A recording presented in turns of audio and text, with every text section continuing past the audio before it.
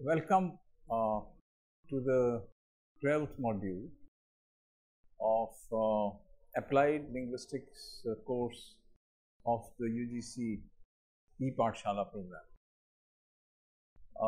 This module is dedicated to a more detailed critique of behaviorism, that why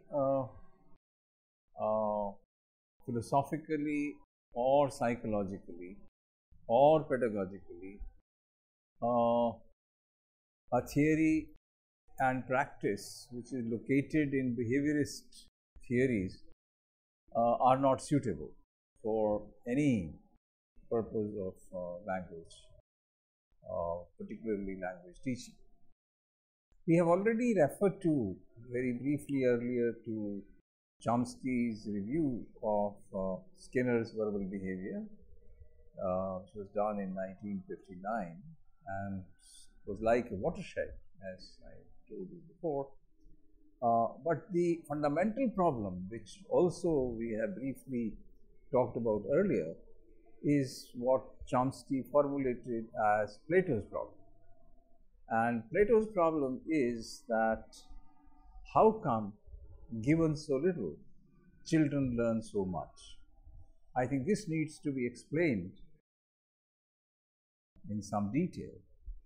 If you think about the time that the child gets to learn a highly complex system of language, a system which is complex at a multiplicity of levels, level of phonology, now you know these words, level of morphology, level of syntax, the level of discourse, all these levels, the sort of highly interconnected network systems are so abstract and so complex that probably there is no greater wonder in the world than a 4-year-old child talking fluently in the languages that she knows by the age of 4. It may be 1 or 2 or 3. Given the amount of time, if you think about it, that of the 4 years, if you think about it, some people say, well, she has nothing to do. She has nothing else to do but to learn language. But that's not true. She has to figure out the rest of the world. For example, she has to figure out space. Can she get out the door or not? Where is the window? Where is the light? Can she get under the chair or over the chair? All these, structuring of the space is another major sort of knowledge that is being constructed by the child before she is 4 years old. In terms of those 4 years, for 2 years approximately, the child is sleeping. In fact, children sleep far more. Maybe for 2.5 years, the child is just sleeping. So she gets only 1.5 years, in the true sense of the term. And what is the nature of input in that 1.5 years? Most of the time, the kind of things that we talk about, around the children, we talk about, let's say, clothes, sarees, TV programs, cricket, jewelry, shopping, market list, or we fight on issues, maybe like say fight in the house or a divorce issue or some, some things that most of us talk about. And those things they are not direct input to children. They are hardly, there is a sea of language around children, but there is, as we discussed in the last module, none of that input can potentially become intake. And there is no evidence to suggest that that input becomes intake. So that is one aspect. So that is one sort of poverty of stimulus, as Chomsky would say, that this is an highly impoverished stimulus for the child, and you cannot explain the complexity of language acquisition in terms of that stimulus. So that's one point. Secondly, you must have also noticed that when we actually talk to children, we have a lot of affection, a lot of care, but we play around with them and we generally distort our language. We talk in that kind of language, which is not the expected output and which is actually not the output. So this is what I am saying, that language acquisition is an extremely complex process and cannot at all be explained in terms of a stimulus response association and its reward and or reinforcement or punishment. That is why methods like pattern practice, TP and MM, you remember, or mimicry memorization. I say, how are you? You say, how are you? How are you? How are you? I am well, I am well. This kind of language learning will lead you nowhere, and we will see towards the end of this module, the presentation, and there are many examples in your module that this is not going to work. So there is the issue of time, the complexity of language, the input is highly incomprehensible, and in spite of all this, the child constructs a highly complex grammatical system. Now, consider the complexity. Let's take some examples. And I hope we can put some examples for you on the screen, or certainly you can look at the examples in your module, in the written module. Consider, for example, the question of the subject-verb agreement in Hindi. Now, it's a mind-boggling system. The standard rule is that subject would agree with the verb. So you will say, Mohan khana khata hai, right? Sita, because it is Sita and is feminine, singular, third person, therefore you have to say khati. You understand? Ram khata hai, Sita khati. Mohan khata hai, Janaki khati, etc. It's standard. Or you can have ladke, plural, khate hain. Again the verb changes.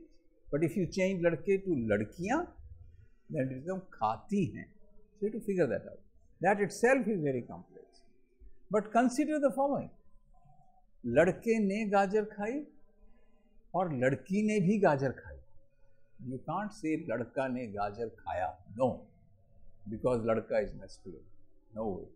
The subject, when it is followed by ne, and it's the past tense, a perfect tense, past perfect, then the agreement is with the object. So, Sita ne gajar khai, Mohan ne gajar khai, Sita ne सेब खाया और राम ने भी सेब खाया. So, you see the agreement is with the object. But that's not the whole story. Suppose you get a postposition both after the subject and the object in a sentence like Ram ne Mohan ko mara, Ram ne usko pita. So there is one ne, one ko. So the agreement is default. It will always be this past tense that agrees with veh bhaga, veh utha, that kind of agreement. Ram ne Mohan ko mara. That's all. There can be no other form. So all these 3 or 4 major rules of subject-verb agreement, the child has to learn at such a young age. So we must have some hypothesis that would explain the complexity of that kind of acquisition. Consider the case of yes-no questions and the negatives. I'll just give you 2 more examples. You can see many other examples in your modules. Consider the case of yes-no questions. So you say something like she is a doctor. So you make a yes-no question. Is she a doctor? Yes. Or is she a doctor? No, she is not a doctor. So I can say she is a doctor. Is she a doctor? So if I say 1, 2, I can make a rule, a child can make a rule that 1, 2 becomes 2, 1. That she is becomes is she. But that's not the story. That's not the story at all. Consider the sentence, the boy who is from Calcutta is coming today and is going to live next door to me. So there are three is. Which is will be fronted? Which is will come? The boy who is coming from Calcutta is going to live next door to me.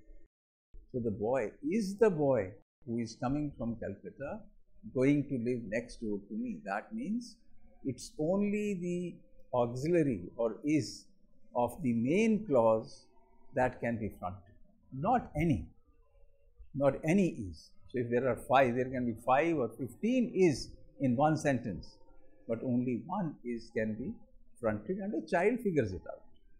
Child figures it out. Nobody can teach this. Teachers don't know this rule, parents don't know this rule, but still the child internalizes this rule in a very abstract and a very subconscious way. She internalizes these rules. This only leads us to the hypothesis that there must be an inbuilt blueprint of a universal grammar, which is then mapped onto specific languages. You could take how impossible it is to teach. I think these grammatical rules are impossible. I can give you hundreds of examples. Many of them are there in your module. Let us take the example for that matter at the level of sounds. At the level of sounds, generally you will see that too many consonantal sounds cannot be put together in about maybe 99% of the languages. Some languages may put 4 or 5 consonantal sounds together. But English, for example, and all the other Indian languages cannot have more than 3 consonantal sounds at the beginning of a word. So you can only have a word like street, spray, splash, screw, scratch, etc. So you must have noticed that in all these words, the first consonantal sound has to be a s. It cannot be anything else. Now that rule, a child would make a new word like, let us say, splut. That what is this? This is splut. I got a splut today home. But will never ever make a word which will say something like splut, splut. No, never.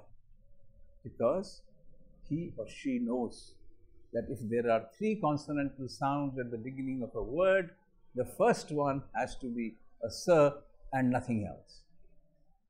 Consider for example, the case of ambiguous sentences. How do children acquire the skill? Nobody teaches them. Consider later on, as they grow older and older, something like flying planes can be dangerous, can have two meanings, or visiting relatives can be a nuisance. Now, to figure out that the ambiguity is there because of the can being and because of the nature of flying and visiting, you can either say flying planes is dangerous, that means you are doing the act of flying planes. Flying, that means to fly planes. To fly planes is dangerous. And you can say flying planes are dangerous, where flying is acting like an adjective to planes, which is a noun, and therefore you get are. But together they can be said with can be and can have both the meanings. So you need to disambiguate such sentences. Look at the sentence, 2 sentences, very famous sentences from Chomsky. John is easy to please and John is eager to please. They look the same. John is easy to please, John is eager to please. They look identical in structure. but they are very different. John is easy to please, that means John is the object, that somebody will please John, and that thing is easy. But John is eager to please, John is the agent, John is the subject. Now, to crack such such complex problems, you cannot say that it has been acquired from a stimulus response association, because nobody gives you that kind of stimulus, nobody knows the grammar of that kind of stimulus in your environment, except linguists, who break their heads with language. They try to figure these things out. So that means there must be a universal grammar, and we have substantial evidence for that most of the languages in the world, given the fact that they will have a subject, a verb, and an object. So if you make combinations of these, you will probably get 6 different combinations, SVO, OSV, and so on. But we find that most of the languages are either verb medial or verb final. So it's plus minus V. So either you have a language like SVO, like English, Ram ate an apple, or have languages that are verb final. Ram ne seb khaya, verb comes at the end. And all Indian languages, interestingly, all Indian languages, irrespective of whether they are Indo-Aryan, Dravidian, or Tibeto-Burman, or Munda, whatever, except Khasi. There is only one exception which we are trying to crack, we don't know, has a different structure, but all the other about 1650 languages, 1650 languages, a count given by the government of India, and they are counted in different ways. All of them have the structure of verb finality. They are SOV. And once you have a language that is SOV, then that language is most likely to have postpositions, whereas languages like SVO tend to have prepositions like English. So you say, in English you say on the table, on comes before. In Hindi you say mez par, so par comes after mez. So there are many features that all languages will have consonantal sound, all languages will have vocalic sounds, all languages will have strategies to form yes/no questions, and they are shared strategies. All languages will have WH questions, which means information questions, and there are not infinite ways of forming WH questions, there are finite ways. So language, depending on the position of the verb, they pick up one of those strategies. So Chomsky has introduced the word parameter, that what kind of parameter is the, for example, in verb you can choose whether it is verb medial or verb final. So that parameter is chosen, okay, and then rest of the things might follow. In WH there can be a parameter which says, or there can be, depending on the position of the verb, in Hindi the WH question will go, the WH word will go where the answer is, whereas in English the WH word will always come at the beginning. Who is going, where are you going, why are you eating this, etc. WH word comes at the beginning. So there are sort of many examples to show that there is a shared, universally shared, genetically transmitted blueprint that all of us have, and children come to school with that richness.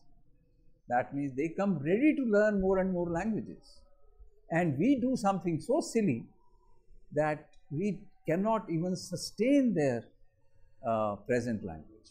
So I think we should rethink this whole project, and let me read this to you, what happens when you when you ignore these things and you try to teach in a behaviorist kind of fashion, so when the child says, "Want other one spoon, Daddy," you mean you want the other spoon? Yes, this is on your screen. This will be on the screen. Yes, I want other one spoon. Please, Daddy. Can you say the other spoon? Ah, other one spoon, the child says. Adult. Father says, say other. Child says other. Adult. Father says spoon. Spoon. Say other spoon. Other spoon. Now give me other one spoon. This is hilarious.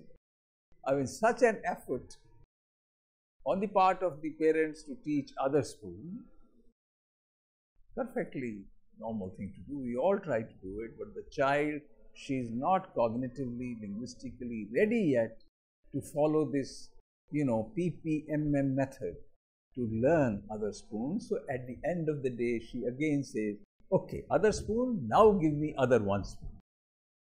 So this is probably, the most powerful critique of behaviorist theories of language learning. And as we go on, we will see what we should then do in the classroom. Thank you.